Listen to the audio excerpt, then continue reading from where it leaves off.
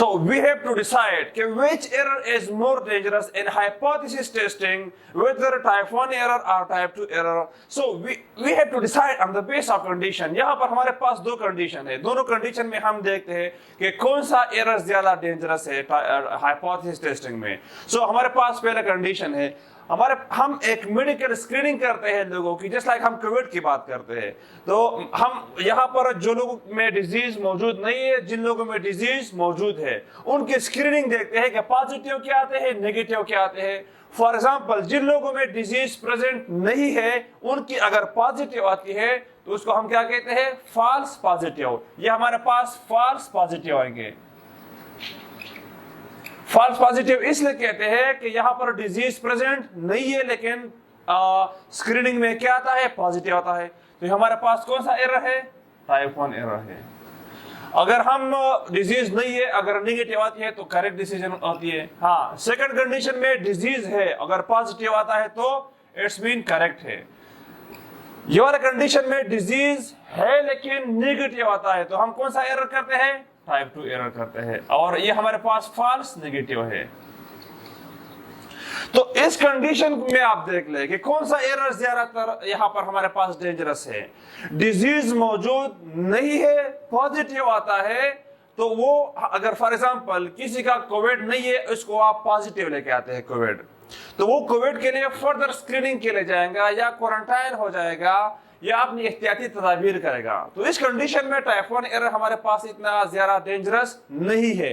लेकिन अगर जिसको कोविड है, अगर आप उसकी स्क्रीनिंग या इसकी इन्वेस्टिगेशन निगेटिव लाते हैं, तो वो ये सोचेगा कि मुझे कोविड नहीं है, तो उस वजह से वो लोगों के साथ मिलेगा, अपनी डिजीज को स्प्रेड करेगा, और सेकंड नंबर पर वो एहतियात नहीं करेगा, डाइट के हिसाब से, एक्सरसाइज के हिसाब से, रेस्ट के हिसाब से उसकी सेहत और क्या हो जाएगी, वर्स हो जाएगी. तो in this condition we can consider कि टाइप 2 एरर हमारे पास क्या है, डेंजरस है. टाइप 2 एरर हमारे पास क्या है, डेंजरस है, क्योंकि ये कंडीशन वाज़ेह करता है. अब सेकंड कंडीशन पे आते हैं. हमारे पास ऐसे लोग हैं जो कि गिल्टी नहीं है, मर्डर में गिल्टी नहीं है, और ऐसे लोग हैं जो गिल्टी है. हमने उनको कंसिडर करना है कि ये इनोसेंट है या नॉट इनोसेंट है. कि जिन लोगों ने मर्डर किया है उसको हम इनोसेंट कहते हैं, या जिन लोगों ने मर्डर नहीं किया उनको हम नॉट इनोसेंट कहते हैं. ये हमारे पास एक कंडीशन है. फॉर एग्जांपल, हम एक जज फैसला करता है, जो बंदा नॉट गिल्टी है, उसने कोई मर्डर नहीं किया है, और उसको नॉन इनोसेंट करार देता है कि इसकी गलती है.